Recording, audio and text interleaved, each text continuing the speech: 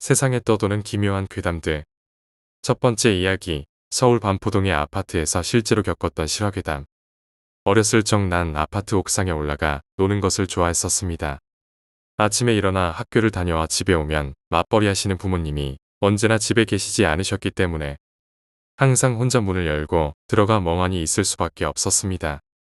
그나마 학원이 있는 날이나 집안일을 도와주시는 파출부 아주머니가 오는 날이면 집에 들어갈 때 누군가가 집에 있다는 생각에 반가워 들어가곤 했었고, 집에 아무도 없을 때면 멍하니 TV를 켜서 보거나 집안의 딩구는 디즈니 비디오를 보면서 심심함을 달래고, 부모님이 오실 때까지 온 집안의 불을 모조리 켜놓고 있던 기억이 납니다. 그러던 어느 날 집안에만 있기가 답답했던 나는 무심코 아파트 복도로 나갔었고, 그날은 햇빛이 따사로운 늦봄이었던 걸로 기억합니다. 대문을 열고 나가보니 포근하게 햇살이 비추었고, 복도에서 롤러블레이드를 타다 아파트 복도 맨 끝 1008호 옆에 있던 문을 보게 되었습니다. 10층에 살았고 저희 집은 1006호였습니다. 비상구라고 녹슨 팻말이 걸려있던 분홍빛의 문을 연 나는 쓸데없는 폐품들과 유리병들, 오래된 전 입주자들이 버리고 간 온갖 잡동사니를 보게 되었고, 호기심 많았던 그때 쓸데없는 잡동사니를 뒤지다가 버려진 책장 뒤로 난 계단을 보게 되었습니다. 무심코 할 일이 없었던 나는 집으로 달려가 신발로 갈아 신고 계단으로 올라갔습니다. 생각과는 달리 올라가 보니 탁 트인 공터와 비슷한 곳이 나왔고, 그게 아파트 옥상이라는 걸 알게 되었습니다. 지저분한 계단과는 달리 아무것도 없이 둥근 환풍기들만 바람에 빙글빙글 돌고 있던 아파트 옥상이 그날부터 나의 놀이터가 되었고, 학교가 끝나고 집에 일찍 올 때면 옥상에 롤러블레이드를 가지고 올라가서 타고 놀기 시작했습니다. 늦봄의 기운이 서서히 사라지고 여름의 따가운 햇살이 내리쬐을 무렵, 나는 역시나 학교 후 옥상으로 롤러블레이드와 함께 올라갔고, 한참을 놀다 갈증을 느껴 집으로 내려왔습니다. 다른 날과는 달리 그날은 엄마가 유난히 일찍 오셨고, 나는 엄마가 집에 있다는 사실이 마냥 좋아서 갈증도 잊은 채 엄마와 선풍기 앞에서 이런저런 얘기를 주고받고 있었습니다. 학교 다녀와서 뭐하고 놀았어? 비디오 보고 놀았니? 아니, 옥상에서 롤러블레이드 타고 놀았어. 얼마 전에 올라가 봤는데 아무것도 없어서 거기 가서 롤러블레이드 연습했어. 다음부턴 옥상에서 놀지 말고 아래층에 내려가서 놀아. 옥상에서 놀면 안 좋아. 왜 엄마? 아래층에 내려가면 자동차가 많아서 싫은걸. 그냥 내일부턴 옥상에 가지 마. 알았니? 그때까지만 해도 너무 어려서 아무것도 몰랐던 나에게 엄마가 설명할 수 있는 건 아무것도 없었습니다. 조금 더 크고 난 뒤 내가 미국으로 오고 나서 아파트에서 내가 태어나기 전 어떤 일이 있었는지 알게 되었고, 그때만 생각하면 소름이 돋곤합니다. 내가 태어나고 얼마 후 엄마 아빠의 신혼 시절 두 분은 알뜰하게 모은 돈으로 38평 아파트 하나를 장만할 수 있을 만큼의 돈을 모으셨었고, 그 당시 내가 태어나서 미국으로 오기 전까지 자라던 반포에 있는 한 아파트에 살게 되었습니다. 당시만 해도 근처에 아파트가 별로 없어 횡하기만 했던 우리 아파트는 주변의 낮은 상가들과 육화와 백화점을 제외하고 조용하고 지은 지 얼마 안 되어 깨끗해서 엄마 아빠의 맘에 쏙 들게 되었고, 탁 트인 시야가 좋았던 엄마는 운 좋게도 엄마가 원하던 10층을 분양받게 되었다고 합니다. 층수로 따지면 13층까지 있던 우리 아파트는 12층까지 사람이 살고, 13층이라 불리어진 건 내가 학교 후 놀던 아파트 옥상을 말하는 것이었습니다. 지은 지 얼마 안 되어 깨끗하고 좋았던 아파트에는 여러 입주자가 몰려들었고, 아파트 옥상은 주택에서 벗어나 아파트로 옮겨온 노인분들의 좋은 휴식처가 되었다고 합니다. 그래서인지 아파트 옥상에 내가 올라갔을 때는 텃밭 대용으로 사용되던 스티로폴 상자들이 쌓여 있었고, 할머니들이 손수 기르신 고추를 말리던 멍석 같은 것도 돌돌 말려 있었습니다. 그렇게 부모님이 입주한 지 몇 년 후, 아파트 12층 6호, 그러니까 우리 집의 2층 위로 어떤 부부 하나가 이사 오게 되면서 복잡한 일들이 생기기 시작했습니다. 12층 부부 재혼한 거라면서요. 그렇다네요. 그 집 딸들이 사춘기 때라 새엄마란 여자가 고생 좀 하겠네. 새엄마 아니래도 사춘기 때 애들 다루기가 쉬운가요? 워낙에 아줌마들이 그렇듯 반상회 때가 되면 이런저런 얘기들이 오가게 되고, 반상회가 끝난 후 꼭 자기네들끼리 수군거리는 건 지금이나 예전이나 같았나 봅니다. 그날도 이 말 저 말 하기 좋아하는 12층 아줌마와 반장 아줌마가 하던 얘기를 엄마는 엘리베이터 안에서 그냥 듣게 되었고, 별로 신경 쓰지 않았다고 합니다. 그리고 며칠 뒤 조용하던 아파트 단지가 경찰차와 앰뷸런스 소리로 가득 차게 되고 출근하려 주차장으로 가던 엄마는 주변 사람들이 수군거리는 소리를 듣게 됩니다. 12층 둘째 딸이 자살했대. 아니, 무슨 일이래. 그 집 재혼한 그 집 아니야?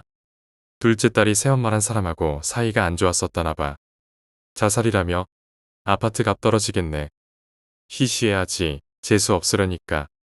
12층 6호. 우리 위층 살던 재혼한 집이라 불리던 그 집은 뒤숭숭한 분위기가 감돌았고 얼마 안 있어 시신을 수습해온 12층 부부는 새로 들여온 여자의 만류로 시신을 집에 들이지도 않고 13층 옥상으로 들어가는 철문 앞 조그마한 공터 같은 곳에 자살한 딸아이의 관을 방치해뒀다고 합니다.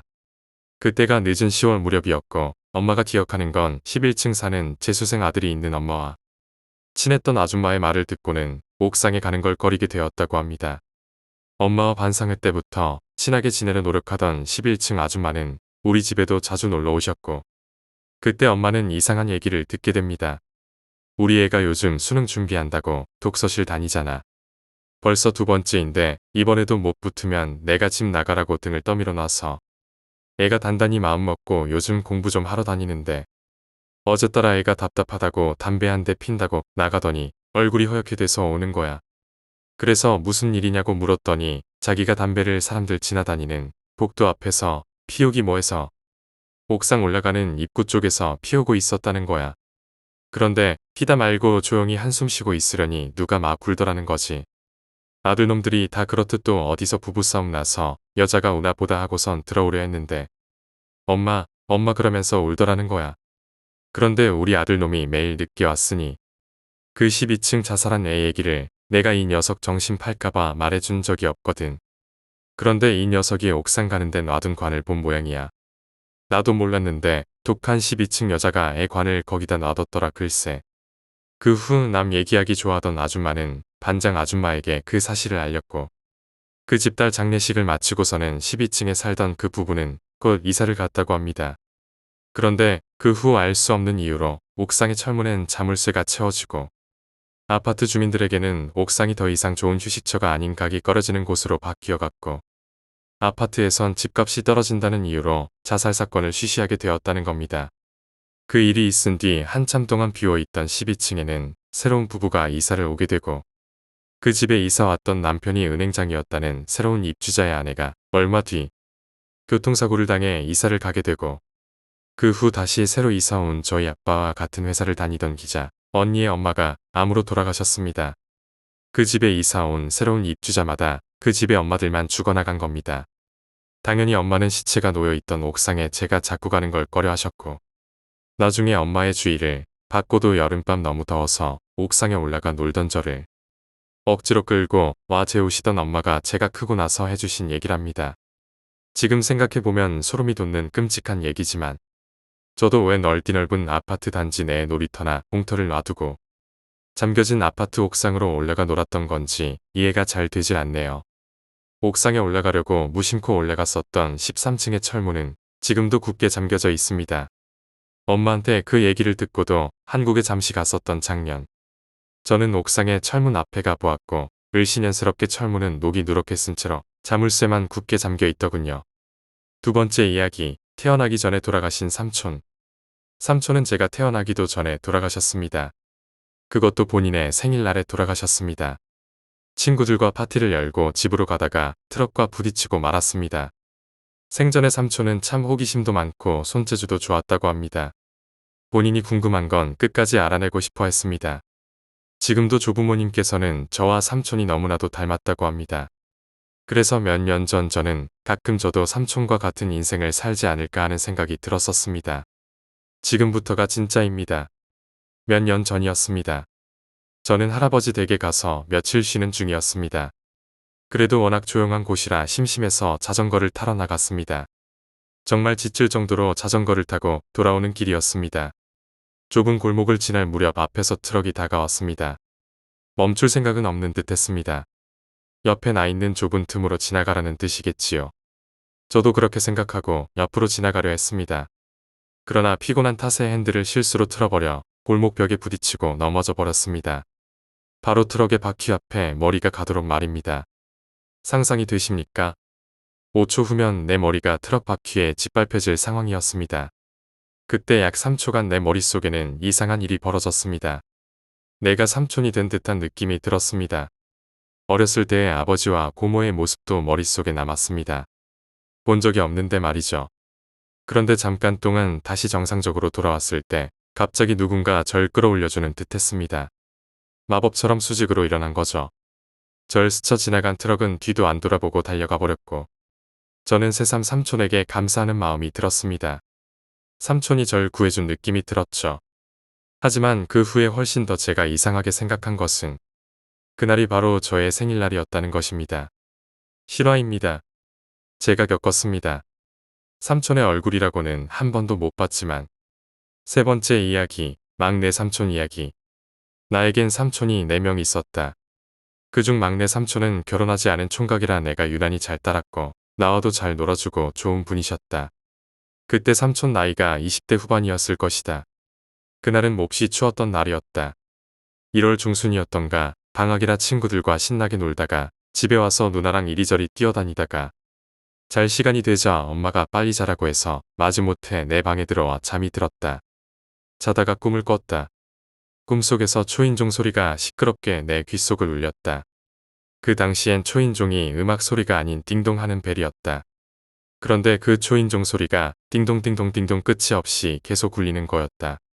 처음엔 엄마나 아빠가 문을 열어주겠지 생각하고 그냥 침대에 누워 있었는데 문을 안 열어주길래 거실로 나가 엄마, 아빠를 부르며 안방 문을 열어보았는데 방에도 엄마, 아빠가 안 계셨다. 시계를 보니 11시 정도였는데 어디 나갔나 생각하고 현관문 앞으로 가서 누구세요? 하고 물었더니 밖에서 삼촌인데 문 좀 열어줘 하는 거였다. 나는 혹시나 하는 마음에 문에 달린 안전고리를 걸어 놓은 상태에서 문을 살짝 열었더니 문틈 사이로 막내 삼촌이 보였다. 그런데 삼촌 얼굴이 뭔가 이상했다. 영화에서 보면 얼어 죽은 사람들처럼 얼굴에 하얀 서리가 생겼고 눈썹이랑 턱에 고드름 같은 게 달려 있었고 얼굴빛은 창백하다 못해 파란색이었다. 나는 너무 무서워서 아무 말도 못하고 서 있었는데 삼촌이 삼촌 추워서 죽을 것 같아 빨리 열어줘라고 말을 하는데 말이 평상시와는 달리 너무 느릿느릿해서 날 더 공포에 몰아넣었다. 나는 너무 무서워서 울먹이며 싫어, 삼촌 집에 가. 이따 엄마 오면 엄마한테 이를 거야 라고 소리 지르고 문을 쾅 닫아버렸다. 나는 문 앞에 서서 엄마를 부르며 울고 있었다. 쿵쿵쿵 삼촌이 문을 두드리며 내 이름을 계속 불러댔다. 부탁이야, 제발 열어줘. 빨리, 삼촌 죽을 것 같아. 난 너무 무서워서 악하고 소리를 질렀다. 그 순간 잠이 딱 깼다.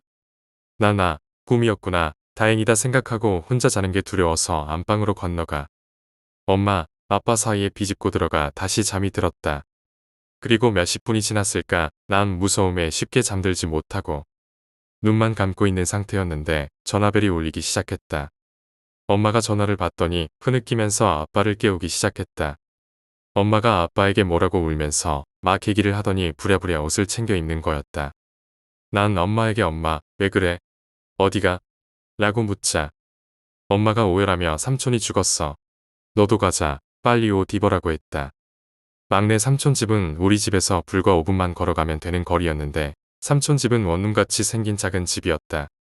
엄마 손을 잡고 삼촌 집을 향해 뛰기 시작했는데 사이렌 소리가 나면서 소방차가 지나가고 내 눈에 삼촌 집에서 불길이 활활 타오르는 것이 들어왔다. 결국 막내 삼촌은 그날 화재로 현장에서 돌아가셨다. 난 며칠 뒤에 엄마에게 그 꿈 이야기를 해줬더니 엄마는 내가 거짓말하는 줄 알고 믿어주질 않았다. 그리고 어디 가서 그런 얘기 하지도 말라고 하셨다.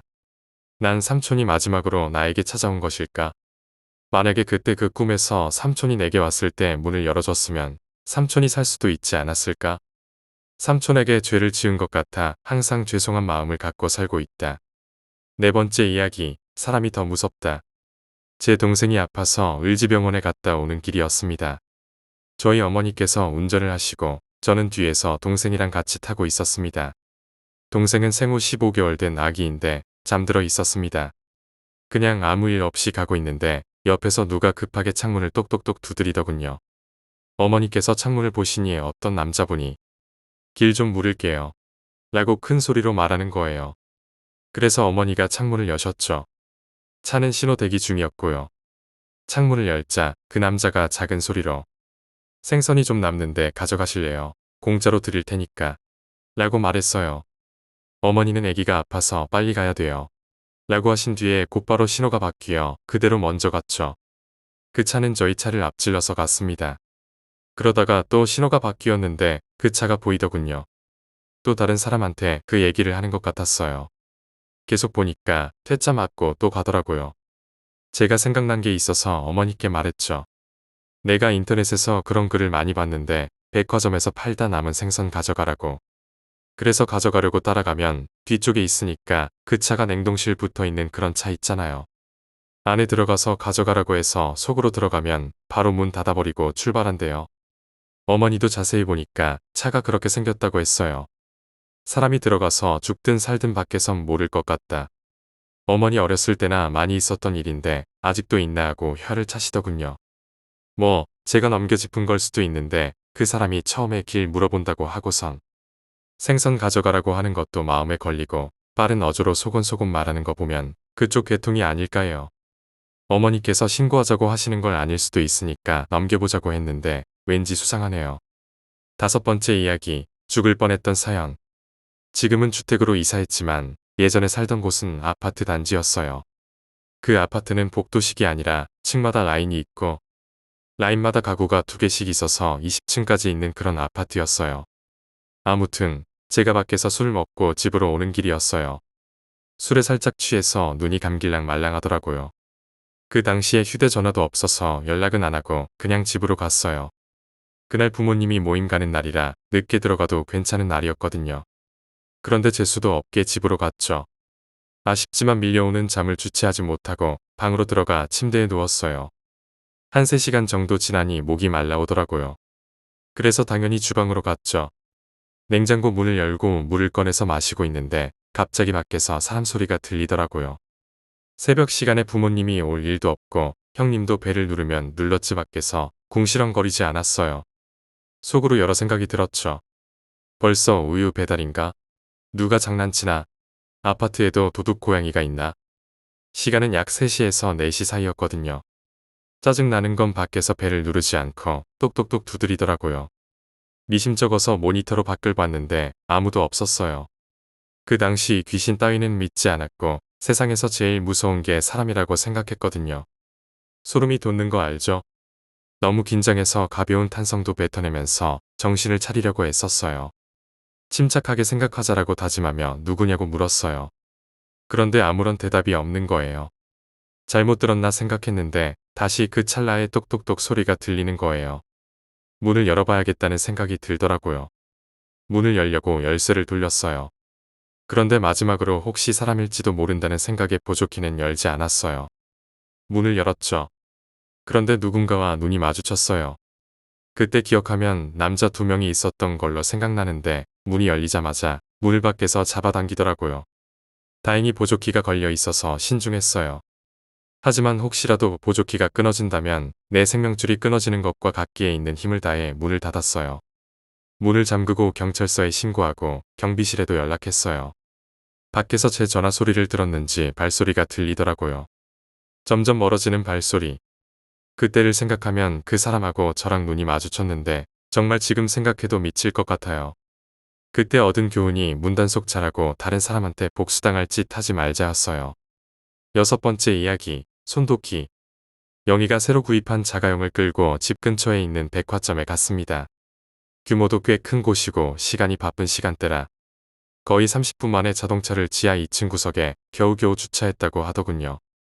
아무튼 쇼핑을 다 하고 지하 주차장에 가보니 어떤 남자가 자기 차 주변에 어슬렁거리고 있었다고 합니다.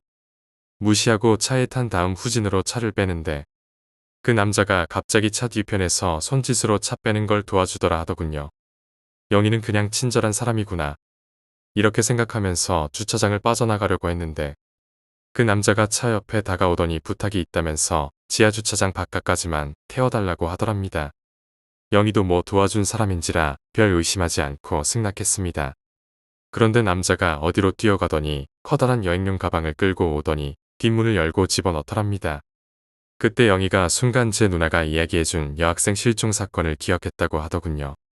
그래서 순간 그 남자가 처음 보는 사람인지라 겁을 먹고 무의식적으로 악세를 밟고 도망갔다 하더군요. 아직 해가 조금 남아있는 밖으로 나와서 진정을 해보니 미안한 생각이 들었답니다. 순간 아차하면서 뒤를 보니 그 남자가 집어넣은 여행용 가방이 있더랍니다. 속으로 다시 가야 하나 하다 도망간 주제에 얼굴 다시 보기도 민망하고 또 자기를 도둑으로 오해해서 경찰에 신고했을 수도 있으니 근처 경찰서에 가기로 결정을 했답니다.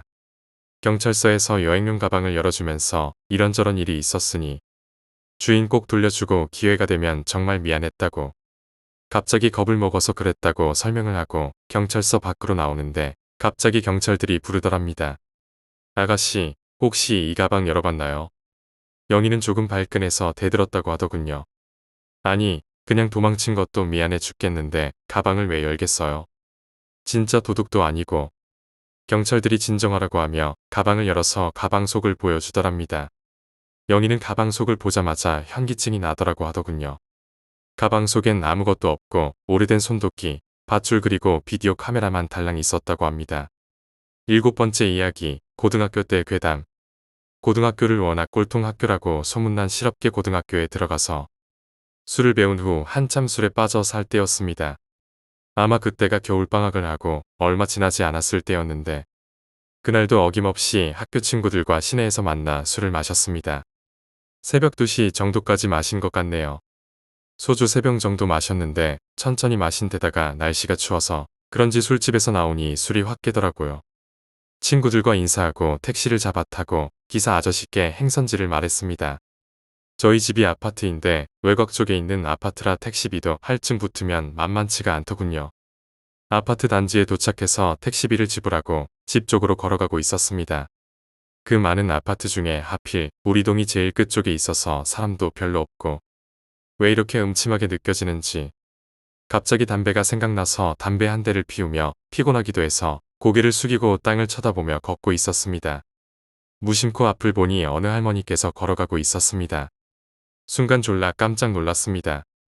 하얀 머리와 잠옷 같은 하얀 속옷을 입고 있었는데 새벽 2시가 넘은 이 시간에 할머니가 왜 돌아다닐까 하는 생각이 들더라고요. 아씨, 저거 귀신 아니야? 그런 생각도 들었는데 귀신이라고 하기엔 할머니가 너무 뚜렷이 보여서 그건 아닌 것 같고 아무튼 할머니 걸음 속도에 맞춰 저도 천천히 걸었습니다. 괜히 할머니 옆을 지나치기가 싫었음.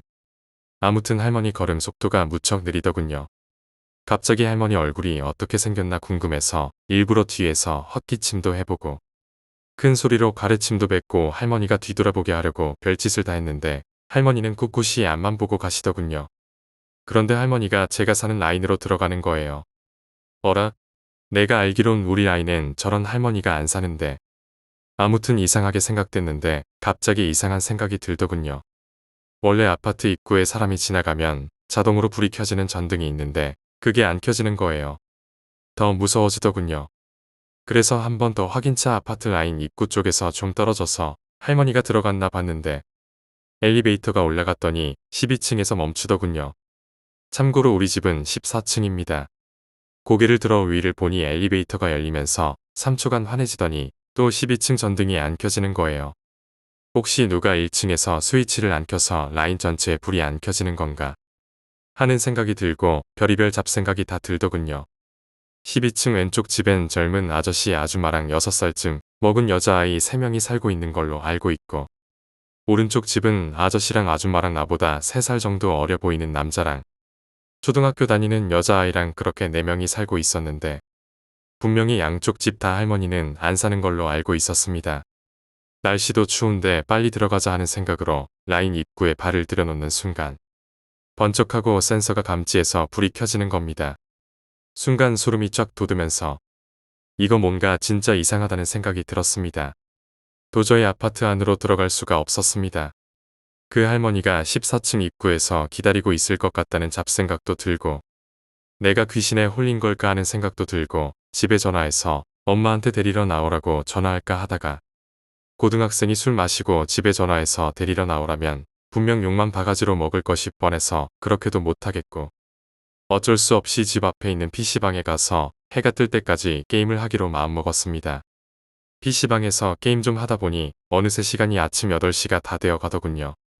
해가 뜨니까 별로 무서울 것도 없고 해서 엘리베이터를 타고 14층에 도착하니 다행히도 그 할머니는 없었습니다.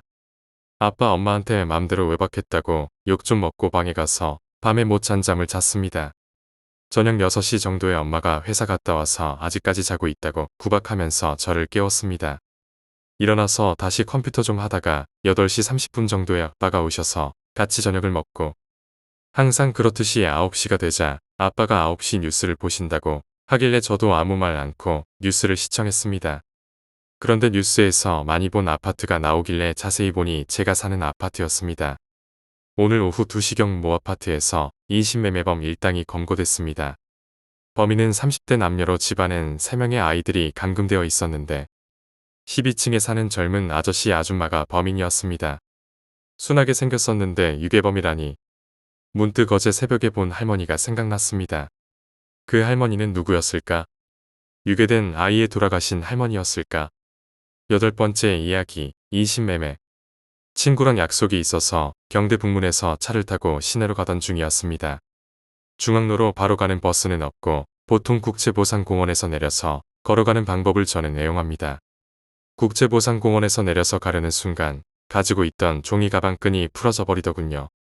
백을 외치면서 끈을 수선한다고 벤치에 짐을 내려놓고 끈을 메고 있었습니다.